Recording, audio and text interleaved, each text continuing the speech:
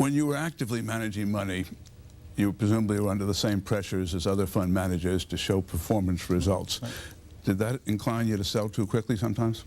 Well, I think my greatest mistakes were, I mean, you know, it's funny, in a stock, all you can lose is 100%. I've done that.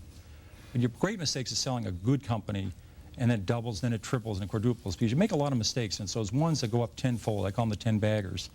So some of my mistakes are just saying, oh my God, this stock is too high, and I was wrong. And you had to figure out, what inning am I in this baseball game? I sold Toys R Us way too early. It went up 20-fold after I sold. I did the same thing at Home Depot. Those are probably my two greatest mistakes I ever made. When should you sell?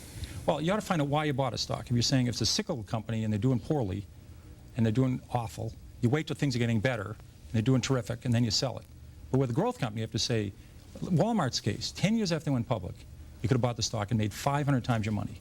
Because they still are only in 15% of the United States. And they could say, why can't they go to 17? Why can't they go to 19? Why can't they go to 23? So for the next 4 decades, they went around the country. So you have to say to yourself, in this stock, I have a 10-year story, a 20-year story. You ought to be able to write that down and follow that. That's what I do with the company. And that's your decision. That's how you sell it. We have a novel element for many investors today in the trust issue. Yes. We also have security problems that we didn't traditionally have in America. Have they changed the way you pick and believe in stocks? No, you still buy a company, and you buy a company to grow. And if it's a textile company or it's an electronics company or a software company, you better understand what they do. And if they do well, the stock will do well, no matter what happens to the market. If the Dow Jones today was 1,000 or 500, you would have made a lot of money in McDonald's. You would have made a lot of money in Johnson & Johnson. You would have made a lot of money in Gillette. These companies' earnings have gone up a lot the last 30 years.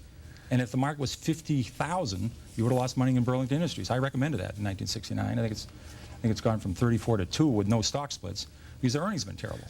Well, your modesty actually makes an important point, which is people with the best batting averages in the world don't bat 1,000.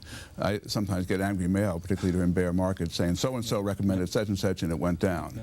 Well, how often did you come up with a clinker? Well, this is a funny business. You don't have to be right even 5 times out of 10. If the times you're right, you make a double and triple. It offsets all those times you lose 20 or 30%. So when you buy a stock, you ought to say to yourself, how much can I lose and how much can I make? And you ought to be able to make a lot. Because stocks are risky. I mean, look at how much we lost in AT&T. Look at how much we lost in Xerox. These were quality companies. You know, you can lose a lot in a stock. So you ought to say to yourself, how much can I make? Because I want to buy a stock, if I'm right, I'm going to make a double or triple. Does your own confidence ever get shaken? Every day I think the market's going to go up. You know? I keep calling a lot in my company, so I keep calling the company.